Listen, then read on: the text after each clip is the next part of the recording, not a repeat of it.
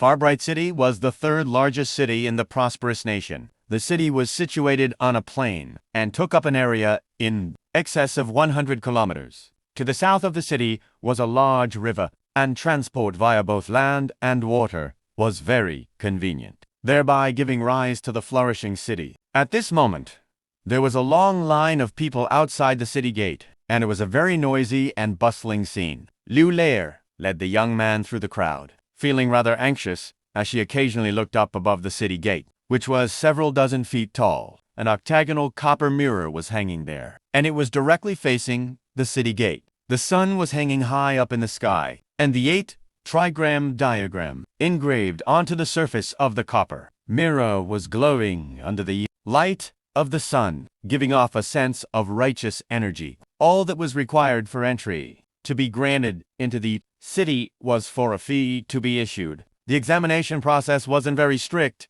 and soon it was Liu Lei and the young man's turn. The two of them arrived at the foot of the city gate, directly facing the octagonal copper mirror up above, and both of them were enshrouded in a burst of indescribable power. Liu Lei seemed to be quite stiff and anxious as she lowered her head, while the young man was staring directly at the copper mirror with a dazed expression. Everyone failed to notice the faint glimmer of blue light that flashed through his eyes for an instant, and it didn't seem to have any effect on the mirror anyway. A middle-aged city guard took a glance at the two of them, then asked in a lazy voice, "Where are you from, and why are you visiting our city?" Liu Lei immediately put on a bright smile as she replied, "We are from the Liu clan village, located around 150 kilometers northwest of here. My name is Liu Lei, and this is my brother, Liushi. We have come to Farbright City to visit some relatives, and to treat my brother's condition, even though she and the young man had been living on their own for the majority of the past 5 years. Occasional interaction with other people was unavoidable, so she had assigned the young man with the name of Liushi for the sake of convenience." Liu Lei pulled out some copper coins before handing them to the guard as she spoke, issuing a sum that was slightly more than the fee required to enter the city. A pleased look appeared on the middle-aged guard's face upon seeing this, and he discreetly put the excess copper coins into his own pocket. He then took an extra glance at the dazed Liushi before waving them through. "You two don't look like bad people. Go in, now." Liu Lei gave a grateful response, then quickly led Liushi into the city. They walked for quite a distance, and only after reaching a secluded corner far away from the city gate did Liu Lei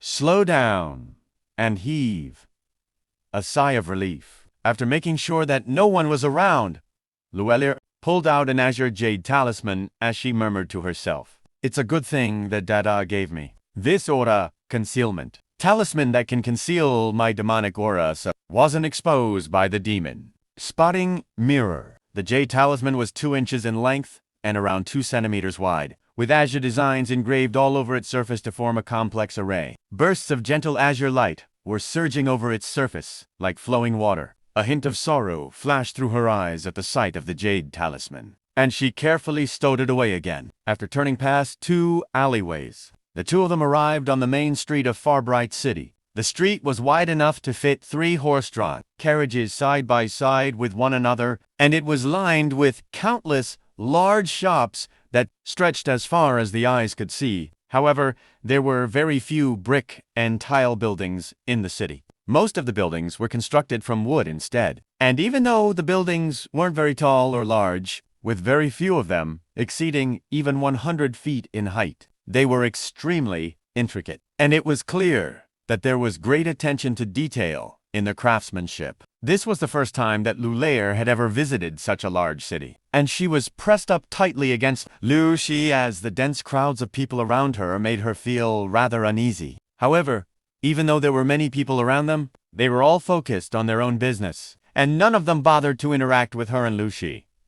As a result, she gradually became more at ease and began to have her attention drawn to all of the new things that she was seeing in the city. Soon, she was strolling along the street in tow with an intrigued expression. "Look over there, Brother Rock. I've heard of that thing before, and it really does look as delicious as the stories I've heard. Liu!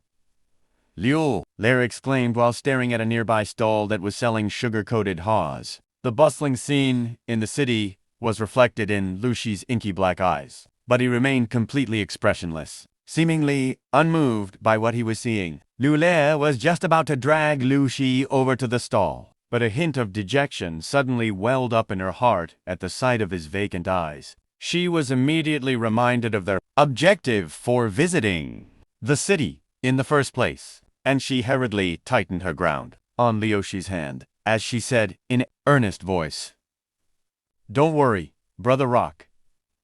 This is a massive city. There's definitely going to be a doctor here who can cure your condition." Liu Shi's eyes flashed ever so slightly upon hearing this. Liu Lair led Liu Shi to a street-side food stall for a quick meal, then asked around and quickly secured the addresses for the two nearest medical clinics. To the west of the city was the Li family's medical clinic. This medical clinic had already been around for over 100 years, making it a truly time-honored establishment in the city. A middle-aged man in a long azure robe was seated atop a wooden chair with 3 of his fingers resting on Liu Shi's wrist to examine his pulse, while Liu Lair was looking on from the side with an anxious expression. The man's name was Li Chang, and he was the current heir to the Li family's medical clinic. He had already been practicing medicine for over 20 years and had earned quite a reputation for himself in the area. After feeling Liu Shi's pulse for some time, Li Changcheng withdrew his hand. "Your brother's pulse is very strong and stable, and his energy is very abundant and well-balanced. It's clear that he's in exceptional physical condition. How did he sustain this condition? When did the symptoms first appear?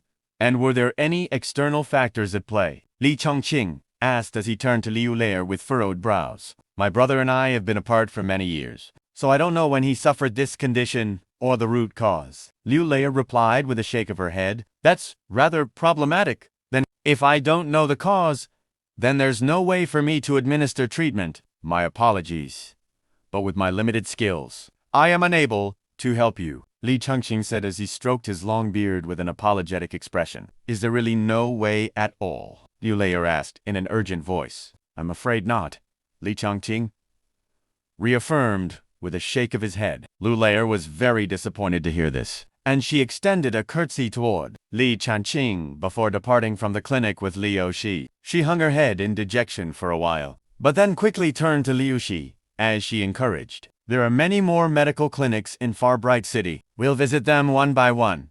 I'm sure one of the doctors will be able to cure you." Liu Shi smiled in response, but it was unclear whether he understood Liu Lair or not. The two of them made their way in the same direction, passing through 2 streets before arriving in front of another medical clinic. This clinic had gray outer walls with black roof tiles and a wide entrance, presenting a lavish sight to behold. The clinic was far more spectacular than the Li family's medical clinic, and there were many people here for its services as well. Given how good this clinic looks, I'm sure the doctors here will be more skilled as well. Liu Lair led Liu Shi into the clinic with a hopeful expression. But Liu Lair was left disappointed once again, as the two of them re-emerged around an hour later. "It's all right. There are still other clinics in the city." Liu Lair quickly pulled herself together again. Throughout the rest of the day, the two of them made their way through the entire city, visiting virtually all of the medical clinics. But none of the doctors were able to treat Liu Shi's condition. To the north of the city was a clinic by the name of Wild Chrysanthemum Clinic, and Liu Lair and Liu Shi emerged slowly from inside. Liu Lair wore a dejected expression as she hung her head while fiddling with the corner of her dress. The Wild Chrysanthemum Clinic wasn't the largest medical clinic in Farbright City, but it was said that the doctors there were quite adept at treating some rare and complex conditions. Unfortunately, even they were unable to diagnose Liu Shi's condition. "Please wait a moment, little girl."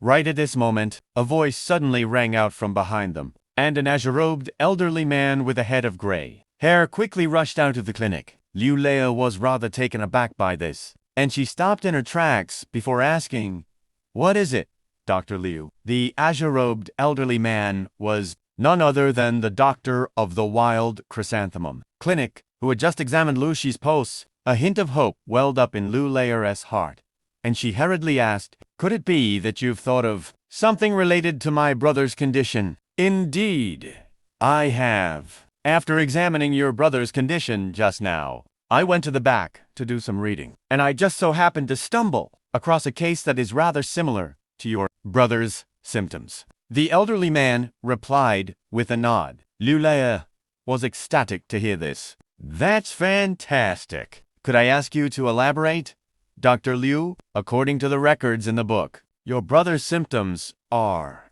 different from what is normally seen in patients suffering from a debilitating mental condition. Instead, it seems more like he's been cursed or had a restriction planted on him that's harmed his soul. This is not something that the average doctor will be able to treat. Only immortal doctors who are adept in his field will perhaps be able to administer the correct treatment. As for your brother's inability to speak, that's not a concern. I can see that there's nothing physically wrong with him, so he'll naturally recover his ability to speak once his soul is restored to normal," the elderly man replied. Lu Leier fell silent upon hearing this, and after a while, she forced a smile onto her own face as she said, "Thank you for your advice, Dr. Lu." "You're welcome, little girl. Doctors like us have an obligation to do everything we can for our patients," the elderly man replied before returning to the clinic. Lu Leier and Liu Shi continued on their way, and the former was feeling rather dejected. "Subradhara really has had his soul harmed by someone," she murmured to herself. As a demonic fox, even though she was still very young, she had a certain level of understanding of matters related to cultivation, and judging from Lu Shi's symptoms, she had already deduced that there was a chance that his soul had been harmed. In order to treat him, she had to seek out the assistance of a cultivator adept in the way of the soul. However, cultivators who fit that description were all extremely powerful, and she wasn't confident that her aura, consamento, talisman, would be able to keep her identity a secret in the presence of such a cultivator. She had come to Farbright City to seek out medical treatment on the slim hope that she was incorrect in her assessment.